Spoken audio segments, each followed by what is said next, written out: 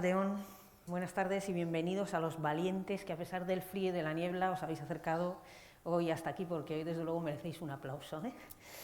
Bueno, la innovación es ese concepto que de alguna manera se utiliza como un cajón desastre en muchas materias y que realmente no solo nos cuesta definir, sino que nos cuesta encontrar sobre todo eso que terminamos llamando procesos innovadores.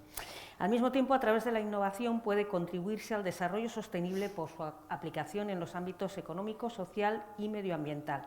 Sin embargo, desde la investigación académica ni desde el campo de las políticas públicas se cuenta con una larga tradición en la que se haya vinculado innovación y desarrollo. Para intentar ser más conscientes de a qué nos referimos cuando mezclamos esos dos conceptos, innovación y desarrollo, eso que se traduce algunas veces como I más D más I pequeñita, y además vinculado a las mejores condiciones de vida de la población, hoy está con nosotros Isabel Álvarez. Isabel es catedrática de Economía Aplicada en la Universidad Complutense de Madrid, doctora en Economía por la Universidad Autónoma de Madrid y máster en Ciencia, Tecnología y Sociedad.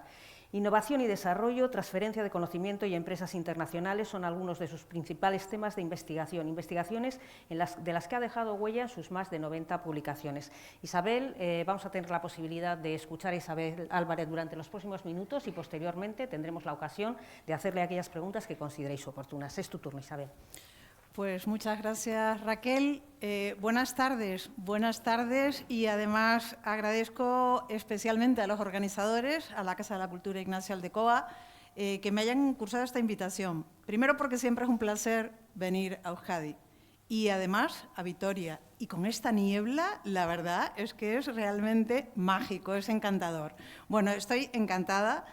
Raquel, trasládalo también a tus colaboradores. Encantada de estar hoy aquí y además de que efectivamente hayáis venido en una tarde tan fría, seguro que había muchísimas cosas interesantes que hacer, pero que la innovación, un tema que me lleva apasionando durante muchísimo tiempo, pues haya resultado lo suficientemente atractivo como para hoy, en esta tarde de neblina y de frío, pues acercarnos hasta aquí y poder compartir este rato, ¿no? Los economistas somos, por lo general, personas bastante aburridas, que solemos aburrir de forma, digamos, insistente. Y yo voy a tratar de que entre todos, pues tratemos de que este rato sea un rato motivador, que nos haga pensar y también trasladar algo que decía anteriormente Raquel. Y es que ahora parece que innovación se ha convertido en una palabra de moda. Yo en parte estoy satisfecha, me gusta ser rigurosa y tratar de conceptualizar y que cuando hablemos de innovación sepamos de qué estamos hablando y también en parte ese es mi objetivo de hoy. Entonces me parece oportuno, y esta es un poco la agenda que traigo en la tarde de hoy, me parece oportuno que lo primero que tengamos que hacer es vincular innovación y desarrollo, porque no siempre han ido de la mano y a eso le dedicaré un poquito del tiempo que tenemos hoy. Además, me gustaría en 10 ideas, en 10, si se quiere, titulares, trasladar cuál es el marco para interpretar correctamente esto que los economistas denominamos innovación y que durante la segunda mitad del siglo XX se ha estudiado y se ha trasladado también a los procesos de crecimiento, de competitividad de las economías y más recientemente a los asuntos de desarrollo. Claro, para hablar de innovación y desarrollo en el contexto actual, en el que estamos siempre también con otra etiqueta, que es la de los ODS, ¿no? Objetivos de Desarrollo Sostenible. Esto del desarrollo sostenible, ¿qué mirada tiene desde la innovación? Bueno, pues para llegar a ello me voy a entretener un poquito en qué políticas, qué acciones desde el ámbito de la política pública se pueden tomar y de qué manera para hacer ese puente entre innovación y desarrollo sostenible. Y si tuviéramos tiempo, me gustaría hablar de algunos de los retos importantes y contar algún caso reciente de trabajos que estamos llevando a cabo.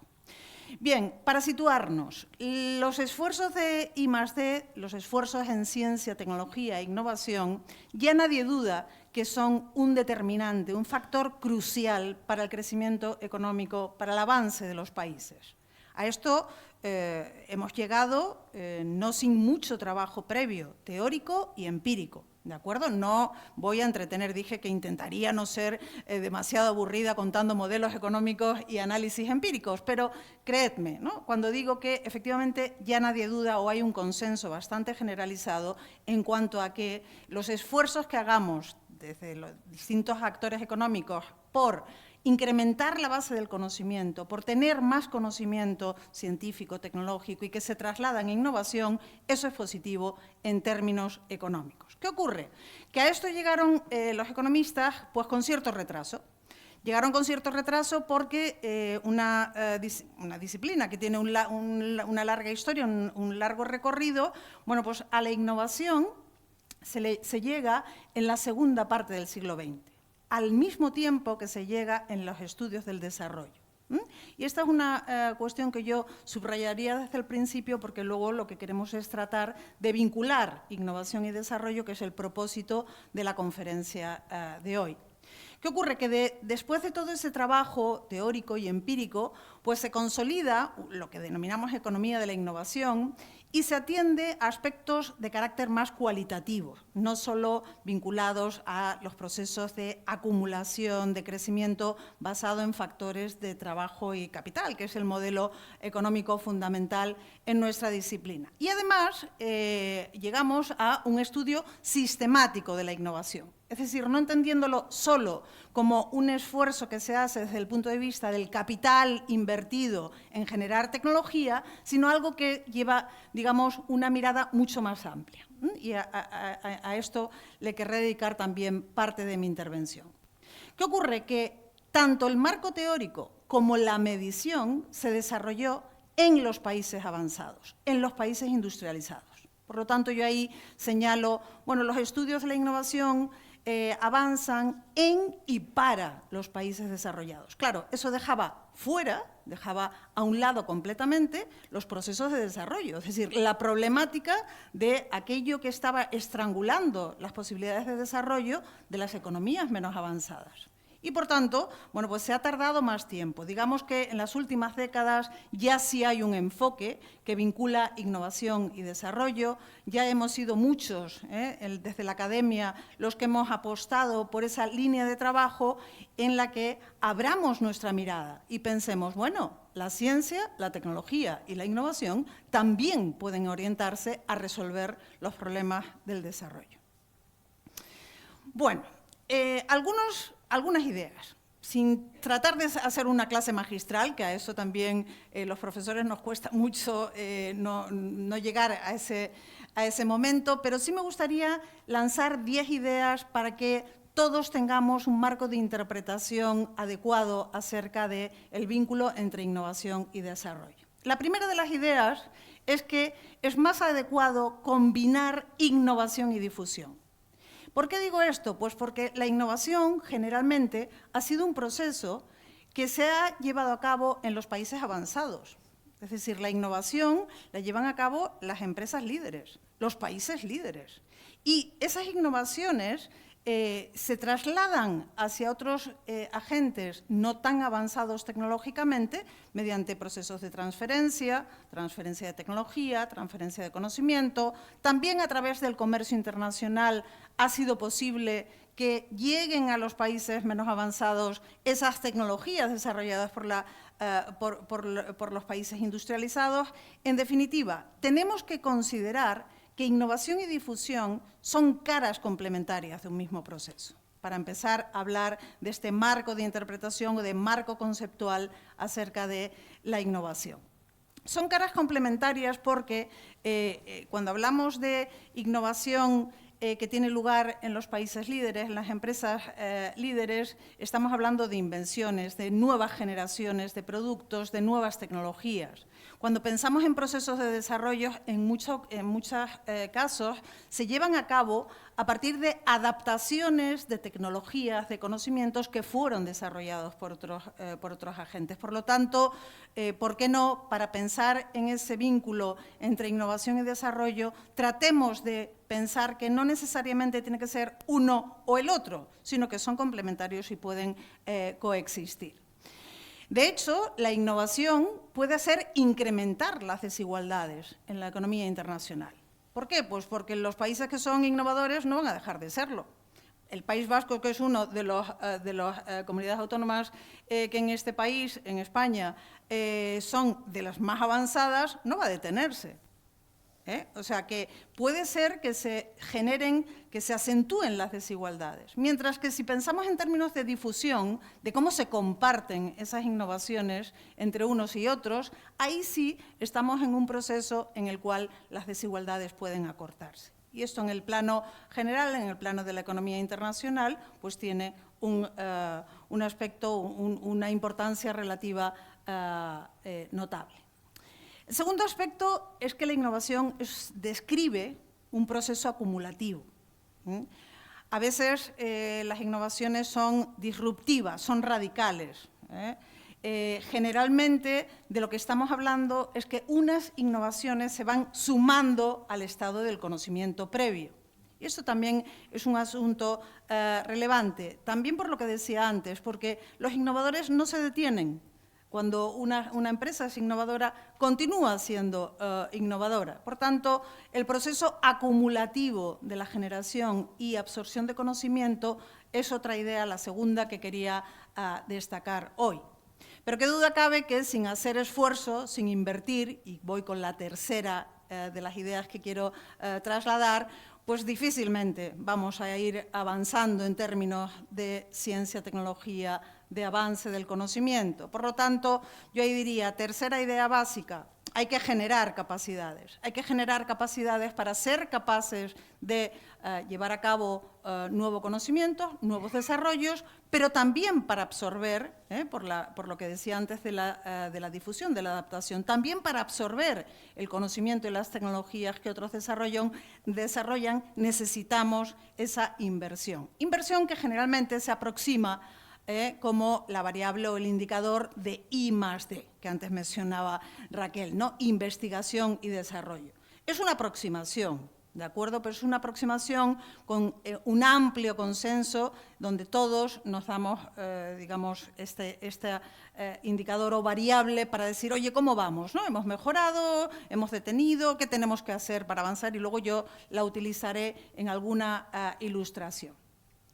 Bien, la cuarta idea, las empresas, y aquí sigo a Schumpeter. Schumpeter es un economista que ya desde principios del siglo XX empezó a contarnos cómo el proceso de desarrollo económico se basaba en la idea del emprendedor, del innovador, ¿no? O sea, muy adelantado a su tiempo y que ponía a las empresas en el centro de los procesos innovadores. Yo también voy a hacer, digamos, ese honor a Schumpeter y decir, oye, sí, las empresas son innovadoras, pero no olvidemos que también puede haber innovación en otras instituciones.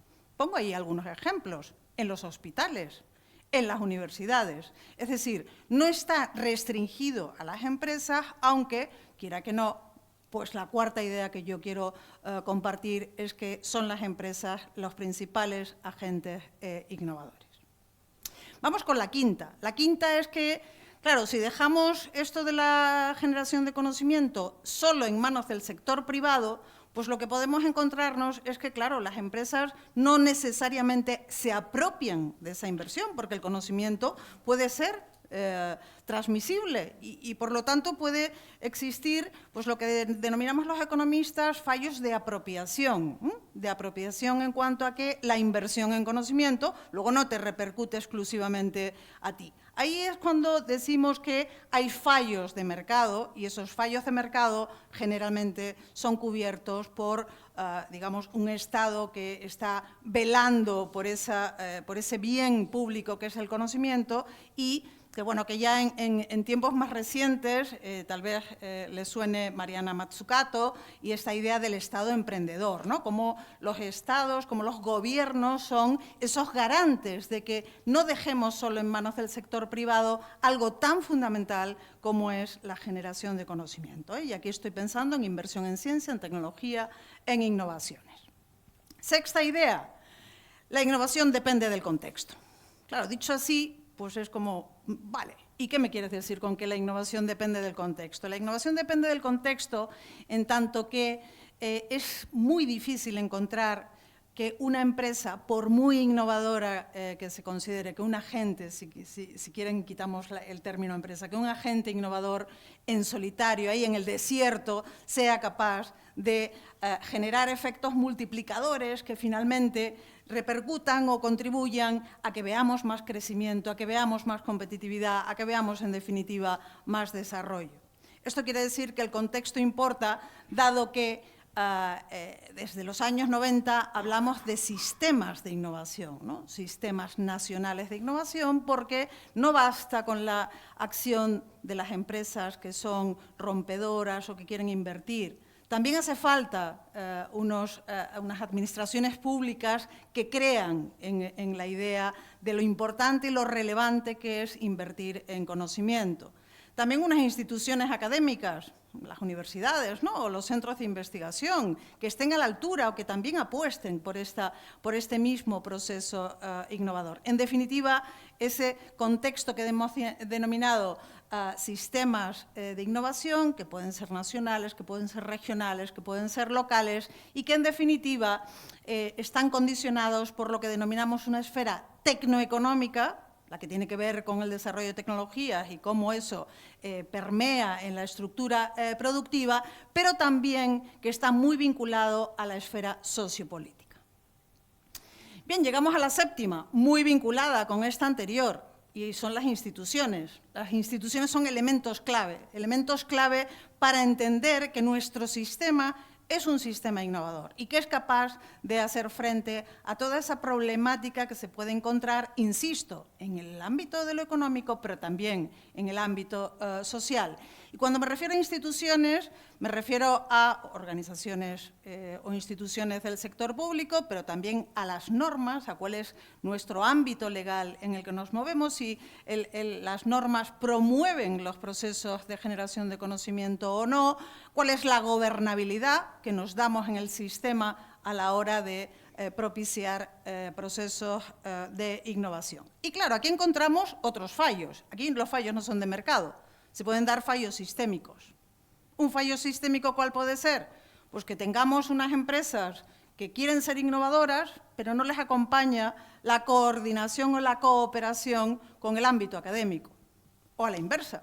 Un ámbito académico, un cuerpo de investigadores que son rompedores, pero que, sin embargo, bueno, pues luego tienen a su alrededor un tejido empresarial, bueno, pues que es averso al riesgo, que no quiere llevar a cabo proyectos que traigan esas ideas desde el ámbito de la investigación básica y lo quieran convertir en innovaciones.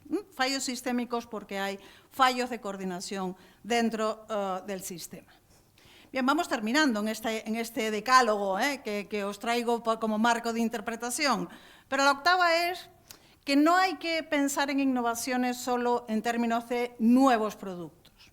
Yo creo que esta es, tal vez, cuando pensamos en innovaciones, pues casi todos nos viene a la mente, ¿no? Pues, por ejemplo, la primera vez que apareció un ordenador personal en el mercado. Claro que eso fue una innovación de producto, ¿no? Cualquiera de los productos que están rompiendo actualmente.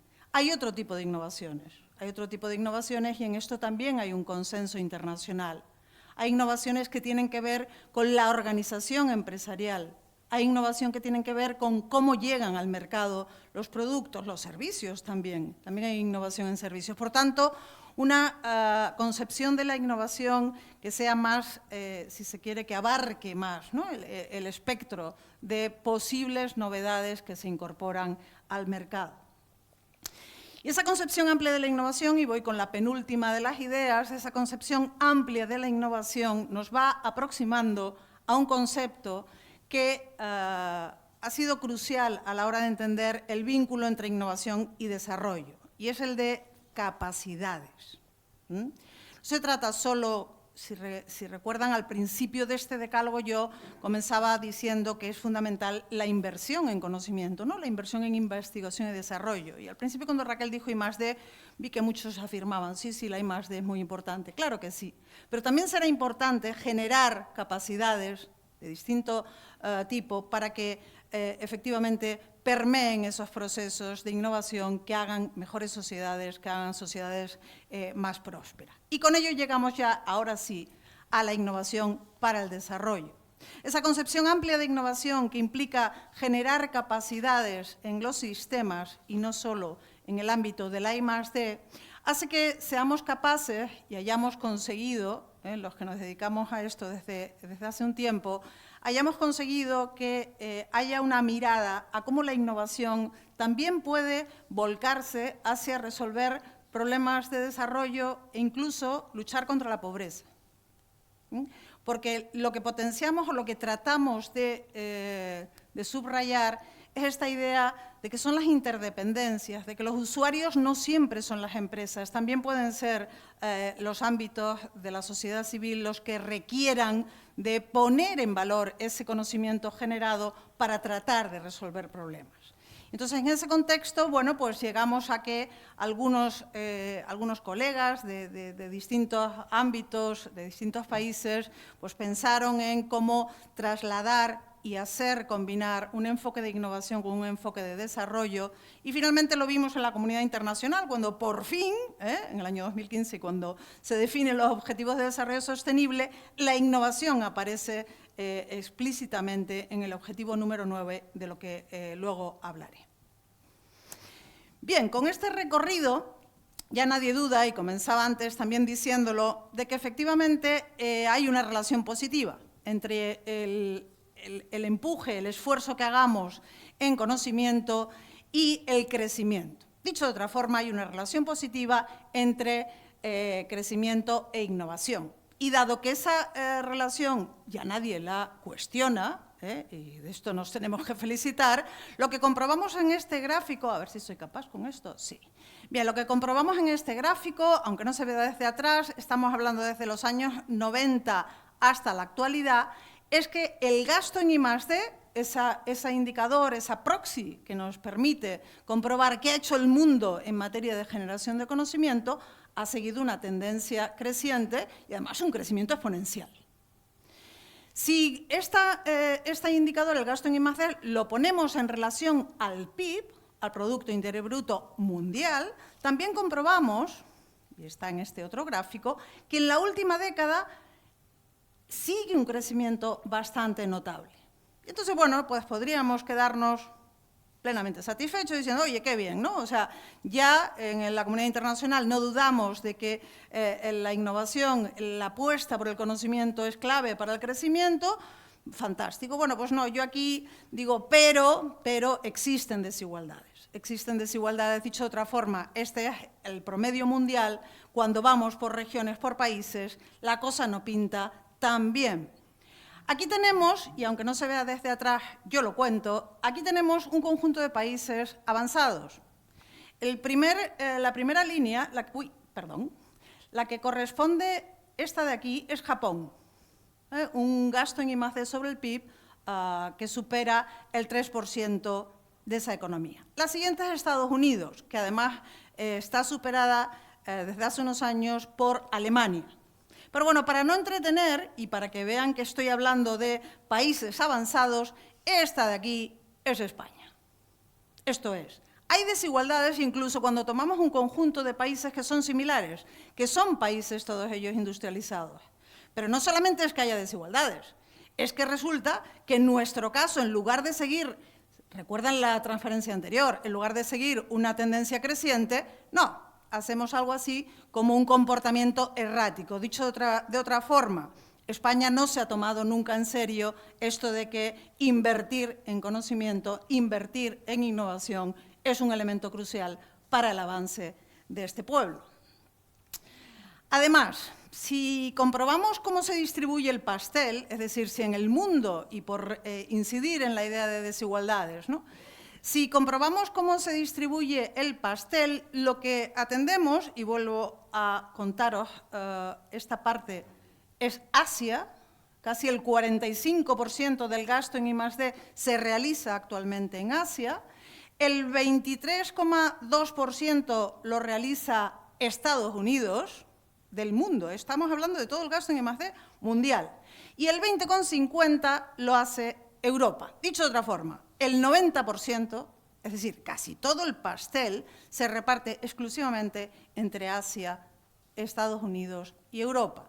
Claro, esto deja fuera a una parte importante de la población. Entonces, cuando hablábamos de desarrollo, cuando estábamos siempre en la discusión de desarrollo y decir cómo la renta no se reparte por igual en el mundo y hay una elevada concentración, ahora que estamos en la era del conocimiento, que nadie duda que el conocimiento es crucial para avanzar, para, en fin, superar los estrangulamientos y las dificultades que enfrentan los pueblos, comprobamos que se sigue dando una desigualdad, pero en este caso el indicador es el gasto en I+D. Por grupos de renta ocurre algo similar. Los grupos de renta se definen, de acuerdo al Banco Mundial, como el ingreso per cápita, la renta per cápita de los países. Y esto nos permite una clasificación entre países de renta alta, de renta media. En fin, yo aquí he puesto de nuevo el caso de España, que es este de aquí, y cómo nos superan los países de renta media desde hace unos años, desde hace una década.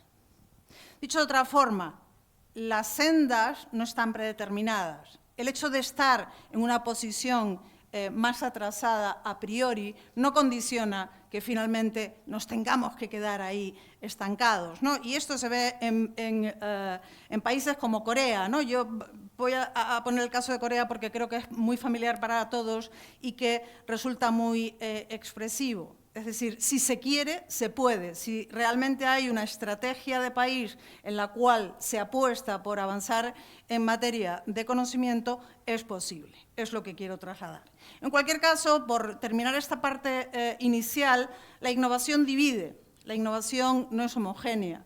La innovación muestra desigualdades en materia de capital humano, muestra desigualdades en cuanto a infraestructuras, en el grado de sofisticación del mercado, el grado de sofisticación que encontramos incluso en la clase empresarial, pero, y para no quedarnos con el lado negativo, no hay una senda predeterminada. ¿De acuerdo? Hay cambios posibles, hay trayectorias que pueden ser diversas si realmente no sabemos la lección, si realmente creemos en que esto es una solución para muchos problemas, problemas económicos, pero también problemas sociales. Bueno, sin una acción, como decía al principio, sin una acción deliberada por parte de los gobiernos que traten de conducir los posibles fallos de mercado, es decir, la ausencia del capital privado apostando por la innovación, pues difícilmente podremos avanzar en materia de desarrollo sostenible. Es decir, los ODS, como sabemos, son 17 objetivos marcados con, pues con una disciplina de cuáles son los problemas que son más acuciantes para el contexto global, y está claro que desde el ámbito nacional hay que contribuir para resolver problemas que son globales. En este caso, pedí a una aplicación de inteligencia artificial que al ponerle políticas de innovación y desarrollo sostenible me sacara este dibujo, ¿no? esta ilustración. Y esto es lo que ha sacado. Es cierto que no se distingue nada con claridad, pero yo observo, pues hay un sol en la primera fila, es decir, cuestiones que tienen que ver con el medio ambiente, hay varias cuestiones de industria, hay mucho de datos.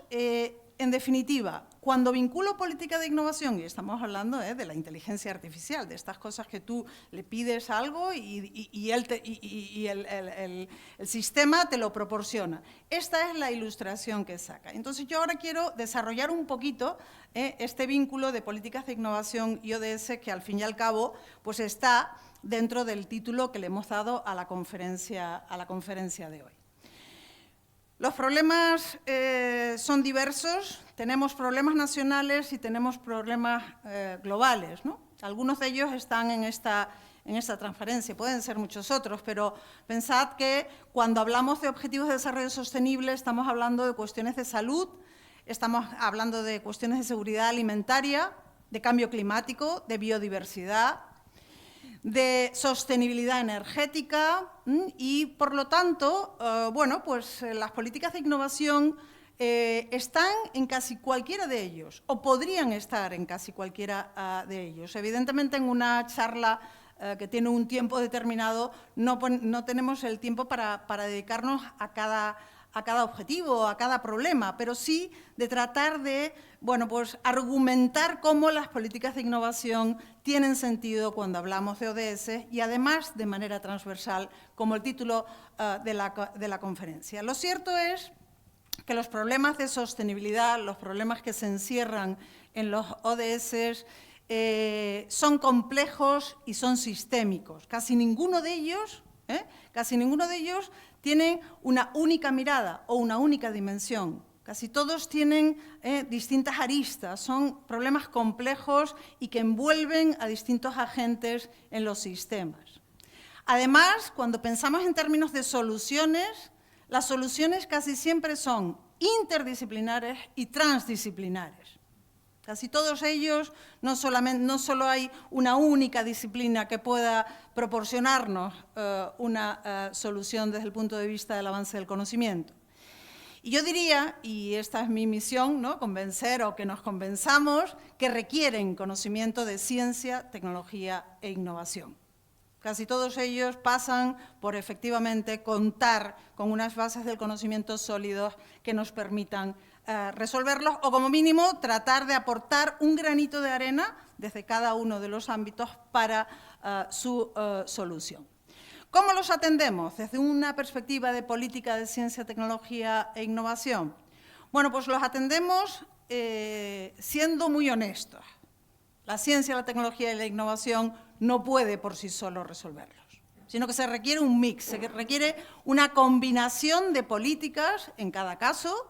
Fijémonos que el primero que ponía era el de salud. Evidentemente, la ciencia, tecnología y la innovación por sí sola no va a poder, si no hay un sistema de salud que esté también acorde, o unas administraciones públicas que inviertan, por ejemplo, en hospitales. Es decir, que la ciencia, tecnología y la innovación en solitario no, pero como un mix de políticas, yo sí defiendo esta primera idea.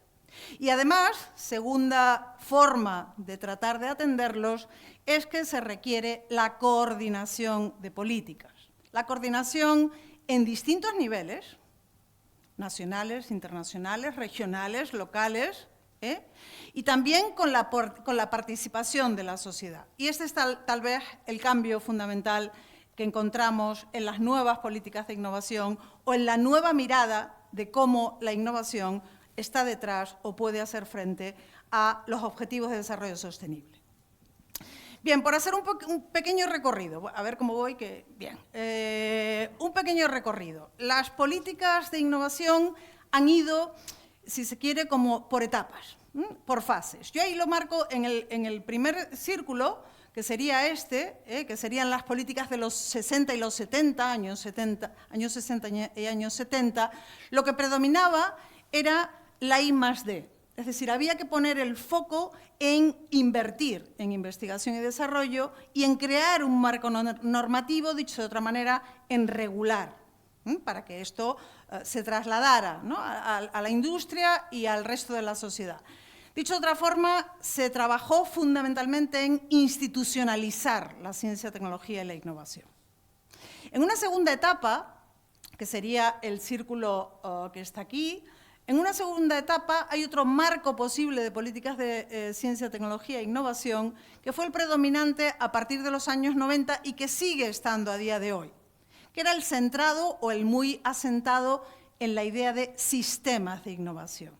Sistemas de innovación tratando pues, de entender que la administración pública, las universidades, el sector productivo, esa triple hélice que nos hablaban muchos autores, era donde había que actuar y, por tanto, estábamos más preocupados por resolver fallas sistémicas, problemas sistémicos, incluso, por ejemplo, la cooperación entre la universidad y la empresa, que todavía seguimos sin resolverla. Bueno, pues todavía se está en ese enfoque. Pero, en cualquier caso, ese fue un marco dominante desde los años 90. Y yo diría que el marco tercero, el que es emergente, el que tiene, si se quiere, una llamada a los ODS, al desarrollo sostenible, son lo que se denominan las políticas de innovación transformativa, que queremos transformar algo. que sabemos que el planeta tiene una serie de problemas que se han definido en eso que denominamos ODS y que las políticas de innovación pueden contribuir a ese proceso de transformación que lleve a una solución plausible a tales problemas globales. En el primer marco, en el de los 60 y los 70, se atendía fundamentalmente a los fallos de mercado, a esa insuficiente inversión por parte del sector privado que tenía que resolverse. ¿Para qué? Para apostar a un mayor crecimiento económico. Es decir, el objetivo fundamental era el crecimiento económico. En el marco número 2, la corrección de esos fallos sistémicos de la interacción entre los distintos agentes del sistema también perseguía fundamentalmente un objetivo de crecimiento. Mientras que en el marco 3, en el que he mencionado como transformación o políticas de innovación transformativas, ya sí hay una mirada a objetivos sociales y ambientales, es decir, entra de lleno en la cuestión de los ODS, del desarrollo sostenible.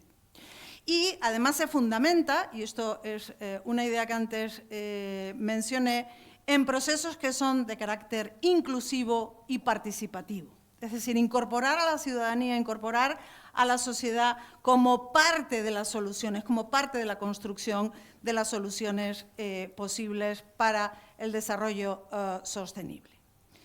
No me voy a entretener en esto.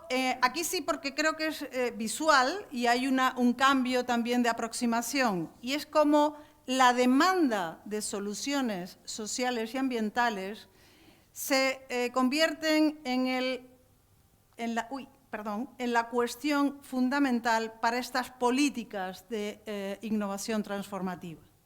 Es decir, en el marco número 1 lo que queríamos era apostar por una política de I+D, de generación de investigación y desarrollo para apostar por el crecimiento económico. En la cuestión de los sistemas estamos a caballo y siempre se tocan todos y cada uno de ellos, pero lo importante es la direccionalidad que sigue la política de innovación transformativa, insisto, que es un enfoque emergente, pero que es el enfoque, si se quiere, más propicio para atender a los objetivos de desarrollo sostenible. Resumiendo, el modo 1, atendamos a los fallos de mercado. Recordad, a la idea de que si el sector privado, si el sector empresarial no es capaz de generar las bases de conocimiento necesarias, habrá que complementarlo desde el sector público. En el modo número 2, las fallas sistémicas. Hay determinadas coordinaciones entre agentes que no acaban de consolidar y, por tanto, no permiten comprobar cómo los sistemas se vuelven cada vez más innovadores para atender a distintas problemáticas, que siempre estaban marcadas, por cierto, por una idea de crecimiento económico y competitividad.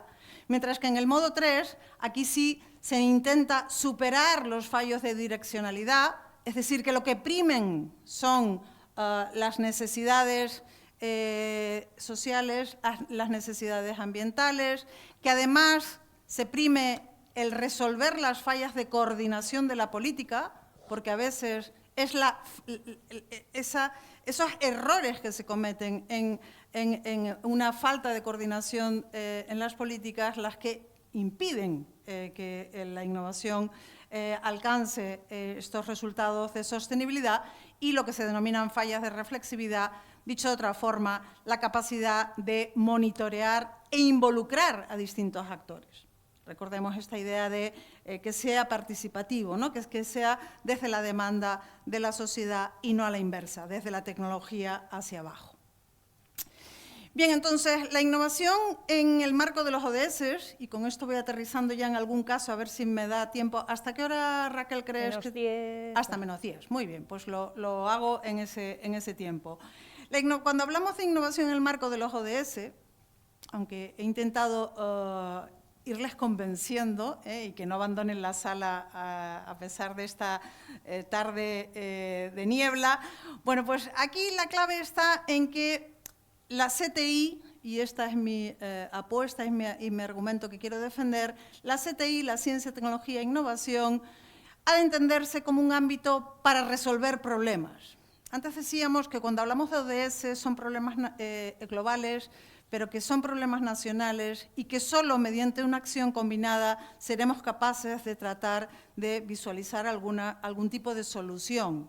Sin el concurso de todos difícilmente los resolveremos. Entonces, entender la CTI como una fórmula para resolver problemas. Problemas que son técnicos. Sí, en eso estaba ya las políticas y las acciones en materia de ciencia, tecnología e innovación de siempre, pero que también son problemas de carácter social, económico y medioambiental. Segunda idea, la idea de las capacidades. Las capacidades entendidas no solo como recursos, es decir, no solo vale con apostar por una mayor inversión, sino que permitan entender esas capacidades como forma de resolver los problemas. ¿De acuerdo? Y las capacidades se pueden dar en distintos ámbitos y siempre pensando en que conduzcan a un mayor bienestar social y al progreso económico, ¿cómo no? Bien, entonces, cuando comprobamos qué ocurre en la definición de los ODS, la resolución 70 de la Asamblea General de Naciones Unidas, transformar nuestro mundo, pues encontramos 17 objetivos. De esos 17 objetivos se despliegan en 169 metas y esos 169 metas, se pueden monitorizar por parte de los gobiernos a partir de indicadores. Un total de 231 indicadores. El objetivo 9, y antes decía, esto ha sido un logro, el objetivo 9 habla de infraestructuras sostenibles, habla de procesos de industrialización inclusiva y habla también de fomentar la innovación. Con lo cual, hombre, el recorrido realizado en cuanto a cómo se incorpora en la comunidad internacional el objetivo de innovación ya queda contemplado en los ODS. Un éxito. Ahora falta saber y cómo lo articulamos, ¿no? Y entonces, por eso hablo de metas, de las metas que define la Agenda 2030 y los distintos indicadores. Evidentemente, las metas no se pueden leer desde vuestros sitios, pero me gustaría tan solo recorrer a qué se refieren las metas del ODS 9, del ODS que tiene que ver directamente con innovación. Y vemos, por un lado, infraestructuras fiables, sostenibles, resilientes y de calidad. Por otro, la industrialización inclusiva y sostenible. También que haya servicios financieros que permitan a las empresas llevar a cabo esa industrialización que sea sostenible. La adopción de tecnologías y procesos industriales limpios y ambientalmente racionales. Investigación científica y capacidad tecnológica. Esta es, por así decirlo, la tradicional meta de una política de innovación. También un mayor apoyo financiero, tecnológico y técnico a los países menos avanzados. De acuerdo, desarrollo de tecnologías, investigación e innovación y acceso a las tecnologías de la información y las comunicaciones. Dicho de otra forma, en un solo objetivo, que es el de industrialización, infraestructuras, industrialización e innovación, encontramos metas que tienen algo que ver con cuestiones ambientales, que tienen algo que ver con estabilidad financiera, que tienen algo que ver con infraestructuras, que tienen algo que ver con digitalización. Y a eso me referiré muy brevemente, al menos, con el caso que quiero contar y que además es de nuestro contexto cercano. Bien, los indicadores, esto es como lo presenta el Instituto Nacional de Estadística, por si alguien se quiere entretener un rato en ver cómo vamos, o sea, sencillamente se va mostrando cuál es el grado de avance. Y para contextualizarlo, y con esto termino para no saltarme el tiempo que se me ha asignado, pues me gustaría contar un caso que estamos trabajando en un proyecto internacional y que veréis cómo vinculo políticas de innovación o políticas para resolver problemas en un contexto que no es un contexto de país menos adelantado, sino que es en nuestro contexto, avalando o defendiendo la idea de que todos, o si se quiere, el desarrollo es un proceso en transición. Unos están más desarrollados, otros están muy poco desarrollados y otros tenemos algo que hacer. Y tenemos algo que hacer si pensamos en el proceso de digitalización. Y este es el caso que quiero contar hoy. El proceso de digitalización es a dónde vamos. Estamos en esto de la transición verde y digital. Y bueno, si uno se quiere quedar satisfecho, pues podemos ver cómo estamos en esos indicadores que antes mencionaba. Vamos al INE y decimos, a ver, España, acceso a las TICs. Recordáis que era una de las metas que está dentro del objetivo de desarrollo sostenible número 9. En la meta 9C, acceso a las TICs. España, 99,9. Oye, qué bien estamos. Pues ya, cerramos, hemos terminado. Fantástico. No. ¿Por qué? Porque ese acceso del 99,9% no es lo mismo si atendemos a distintos colectivos de población ni a todos los niveles. Me voy a centrar en las mujeres, no solo por ser mujer, sino porque me parece que es una brecha que tiene mucho que ver con lo que denominamos como el empoderamiento femenino, y el empoderamiento femenino pensando en el futuro, porque claro, la era digital está aquí. Y entonces el acceso, es decir, que yo tenga acceso a Internet, no es suficiente, como podemos imaginar. No es suficiente porque también nos podemos quedar satisfechos si pensamos en el índice de la Comisión Europea, el DESI, de digitalización, y comprobamos que efectivamente la población femenina ha ido mejorando en términos de acceso a las tecnologías digitales. Mi inquietud es si ese acceso es suficiente, y particularmente cuando pensamos en un proceso de digitalización donde las mujeres no solamente son usuarias, las mujeres pueden ser innovadoras, porque de eso se trata, ¿no? De avanzar cada uno a su nivel. Y esto condiciona, como antes decía, el empoderamiento femenino en la economía y en la sociedad. Dicho de otra forma, estamos ante una nueva brecha, una brecha más avanzada, donde lo que en el contexto nuestro, que es de país adelantado, tiene que ver con qué conocimientos de informática, qué competencias tienen las mujeres para hacer frente al futuro, que por cierto el futuro ya está aquí, tampoco hay que esperar mucho más, ¿no?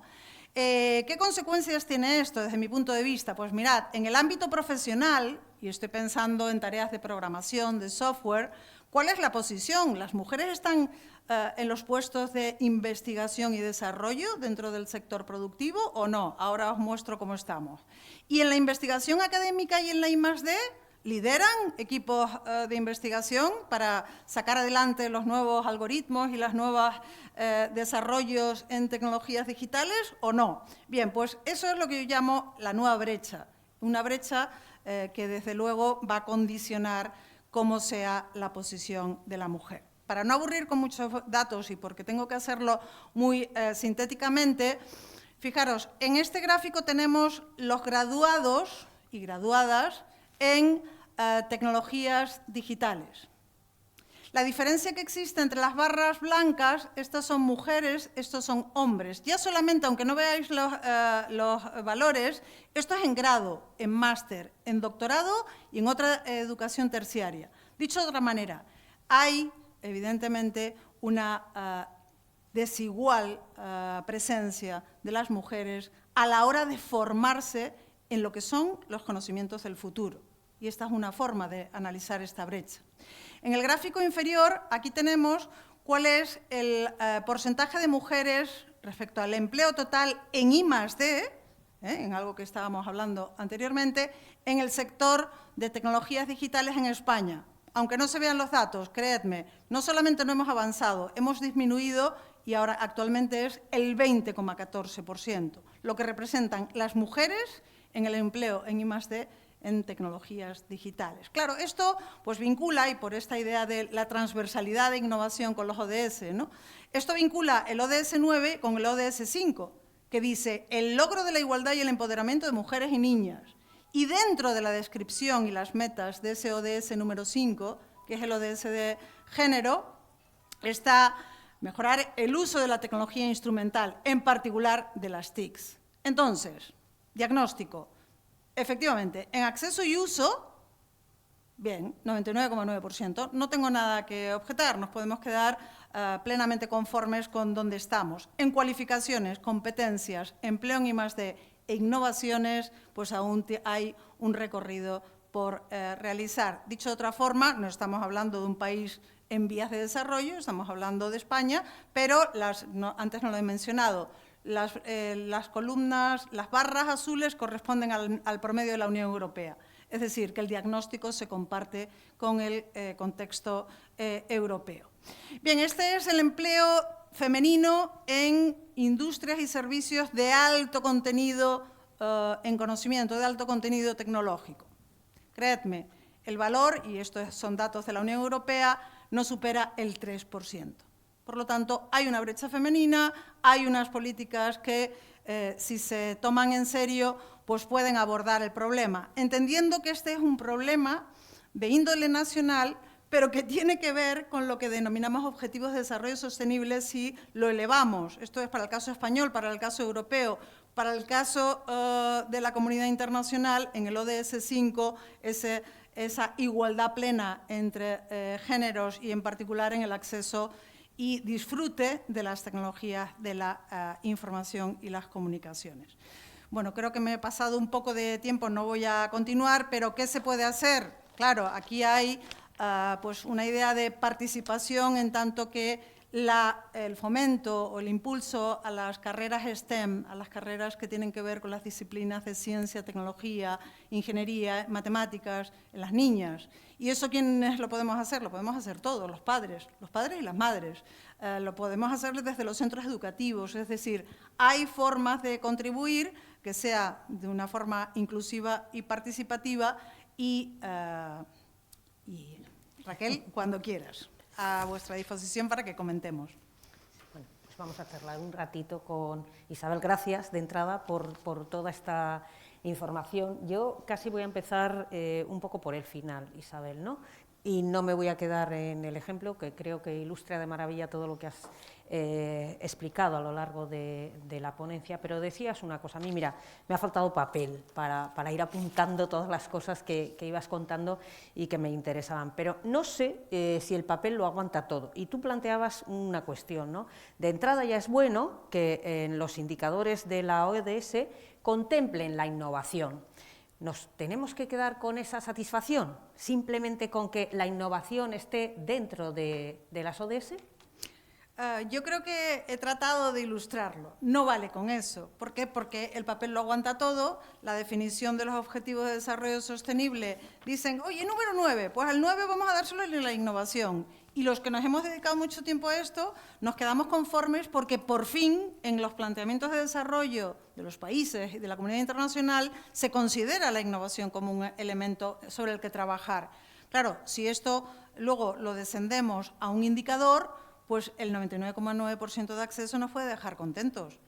Vale, y ahora vamos a desgranarlo un poco más, ¿no? Y ese 99,9% de acceso es suficiente, dicho de otra forma, y respondiendo a tu pregunta, Raquel, no, yo creo que es un avance importante por el letargo que ha tenido la disciplina económica y también la comunidad internacional a la hora de incorporar la innovación como un factor determinante y un elemento conductor del desarrollo. Ahí se ha hecho un avance, pero ahora falta, bueno, pues cómo se despliega y cómo se adoptan las decisiones y las acciones en materia de política pública.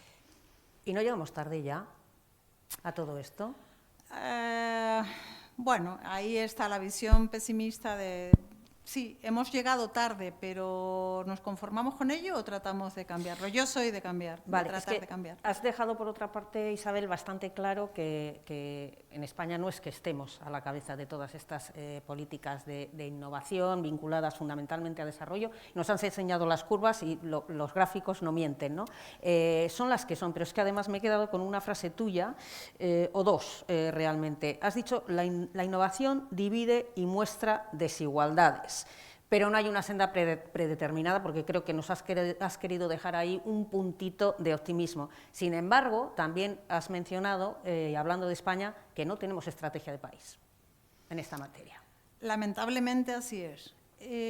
No somos pocos los que hemos venido recalcando, subrayando y pidiendo durante décadas, otros antes que yo no soy tan mayor, no, lo hemos hecho muchos, pero es cierto que gobierno tras gobierno, bueno, pues hay otras prioridades. La pandemia creo que ha roto tal vez un poco esa tendencia, porque de repente comprobamos como una urgencia nacional y mundial solo fue posible de atajar o de al menos contener sus efectos negativos gracias a la ciencia. Digamos que sobre esto no cabe duda. También la opinión pública ha cambiado, ahora se le da más importancia a la ciencia. Pero volviendo a tu pregunta y sin ánimo de escaparme, ¿no?, que es lo que suelen hacer los políticos, escaparse de las preguntas, yo creo que España no se lo ha tomado en serio. Parece que el Plan de Recuperación, Transformación y Resiliencia hace una apuesta en firme por esta cuestión. Ahora hay que mantenerlo, una vez que se retiren los fondos europeos hay que mantener esa apuesta, pero yo diría, no es solo gobierno central, son todos los gobiernos a cualquier nivel por esta idea de política de innovación transformativa y que tiene que ser constante. Y antes ponía el caso del ejemplo de Corea. O sea, Corea partía en los años 60 de unos niveles de renta per cápita muy inferiores a los de España. La I+D y la tecnología ni les sonaba, o sea, a ver, estaban a otro tipo de problemas, obvio en un país con dificultades económicas. Sin embargo, se puede. Vemos el milagro, el ejemplo coreano y, ¿por qué no? Tenemos muchísimas capacidades, somos buenos en muchas cosas y eso también hay que reconocerlo. Hagámoslo, pero hagámoslo siempre. Tenemos capacidades, requerimos inversión y, sobre todo, yo creo que nos tenemos que hacer un ejercicio de credibilidad en todas estas políticas, ¿no? Esto que tú nos estás contando desde el punto de vista técnico y, además, desde el conocimiento, lo escuchamos en algunos políticos en más de una ocasión, pues cuando toca, y toca cuando toca. Pero luego la realidad es contundente y cuando no es pandemia es la guerra en Ucrania y si no es que tenemos el problema de Gaza y si no es que tenemos que ver cómo conseguimos tener a un presidente de gobierno sentado en una silla, ¿no? No es la excusa permanente para, además de no invertir lo suficiente, no utilizar las capacidades y voy un poco más allá, incluso perder esas capacidades que en estas materias tenemos, porque la gente se nos va, Isabel. Sí, efectivamente se nos va porque no hay oportunidades. Si hubiera un sistema, y ahí vuelvo a recurrir a esta idea de fallo sistémico, de cómo las políticas tienen que atender no solo a inversión, que los recursos son importantes, sino a ir generando instituciones y marcos que sean lo suficientemente estables como para, en fin, atraer talento exterior e impedir que el nuestro se vaya afuera. Completamente de acuerdo. A veces se está más a la urgencia y no tanto a lo importante, ¿no? Ojalá estuviéramos a la urgencia. Yo creo que ahí muchos incluso discreparían, ¿no? Tengo otro tema y yo con esto ya termino mis preguntas y dejo paso a cualquiera de vosotros que queráis hacer alguna. Has insistido, lógicamente, en la importancia de la empresa como agente innovador, ¿no? Se lo atribuimos a la empresa pues, de una manera sistemática. Sin embargo, cuando hablamos de empresas, yo trabajo muchísimo con empresas y soy muy creyente de las labores que la empresa hace, la tendencia que tenemos es a pensar que todavía a la empresa le faltan esas capacidades sociales para llegar a ese marco 3, a este punto, ¿no? Que tú planteabas, porque al fin y al cabo una empresa está para ganar dinero. No sé si la percepción de la empresa, porque yo sé que la visión de la empresa, la real, ha cambiado, sobre todo en algunas empresas, pero no sé si la percepción que tú puedes tener es que estaban donde están para ganar dinero y no van porque eso les permite ganar más dinero y se olvidan de esa RSC que ahora ya ni siquiera se llama así, ¿no?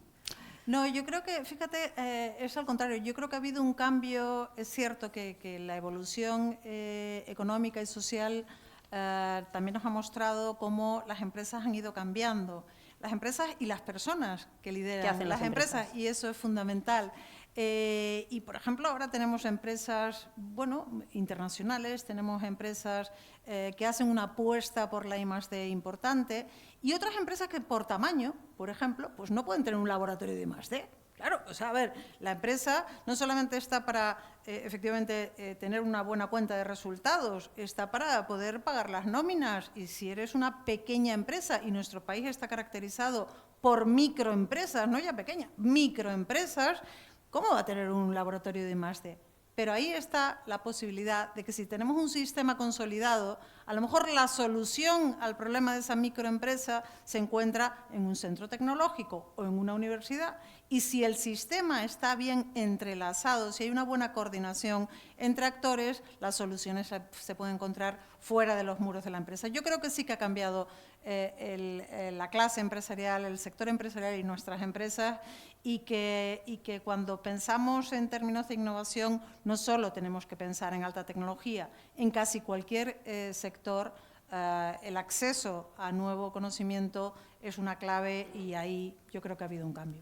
Bueno, y ahí apuntaré que además acabo de terminar hace poquito un libro que se llama Empresas que crecen con alma, y habla precisamente de todas estas cosas, de esas empresas que ya no hablan de misión, visión, valores, sino de empresas con propósito que vinculan todos esos beneficios también a la innovación, al desarrollo, a la sostenibilidad y a los aspectos más sociales, ¿no? No sé si hay preguntas, seguro que sí. Por aquí delante tenemos alguna. Sí. Muchas gracias, Isabel, por esta síntesis tan completa y tan clara, para los que no somos economistas, pero creo que lo he entendido casi todo. Muchas gracias. Sí, quiero decir, mi planteamiento es el siguiente. La materia de CTI, Ciencia, Tecnología e Innovación, me parece que puede ser tan importante que me da miedo dejarla en manos de expertos. Creo que sería, y tú has aludido a ello, me parece que en más de una ocasión, me parece que sería conveniente y necesario implementar una mayor participación más directa de la ciudadanía, e incluso en una empresa, de los trabajadores de esa empresa, en la raíz de los temas, o sea, en qué es lo que hay que emprender y para qué. ¿En qué es lo que hay que innovar y para qué? ¿Y qué es lo que hay que producir o no producir y para qué? ¿Es posible esto? ¿Estarías de acuerdo en esta línea? Completamente. Bueno, muchas gracias por tus palabras y por tu pregunta, que nos invita también pues a otro tipo de argumentos que no pude desarrollar y que además son fundamentales. Yo siempre pongo algún ejemplo, ¿no? Y es que en muchas ocasiones entendemos la innovación como la emergencia de una tecnología disruptiva. La innovación no es ni más ni menos que la solución de problemas. De esos empresarios que dicen llegar a una buena cuenta de resultados, ¿no? Ganar dinero. No, también tienen que resolver problemas. Y la solución de los problemas pasa por una solución innovadora, por un proceso innovador. Y fíjate que los trabajadores, y lo has mencionado tú, los trabajadores son los que mejor conocen la empresa y, por tanto, en parte son aquellos que contribuyen a decir, oye, ¿y si esto lo hacemos de esta otra forma? ¿No nos ahorraremos? Y ahorrar en términos de tiempo es ahorrar energía, es ahorrar costes, es decir, es optimizar, es mejorar la cuenta de resultados.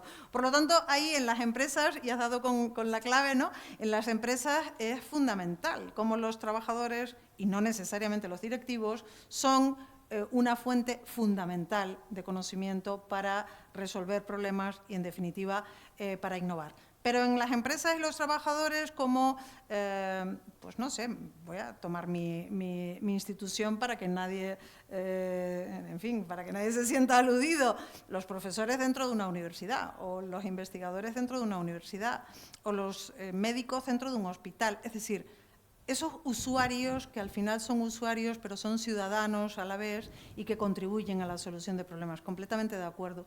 Dejarlo en manos de expertos o no. Yo fíjate que ahí sí a lo mejor discutiríamos, ¿no? Porque yo creo que la política de STI, precisamente si no se tienen estas bases de conocimiento y no hay al menos alguien que conozca de gestión y de política de STI, tal vez las decisiones que se tomen no son las más acertadas. Ahora bien, no solos, se puede compartir las decisiones con la ciudadanía, con los movimientos sociales, con los trabajadores, etc. Pero, perdón, porque falta la mitad.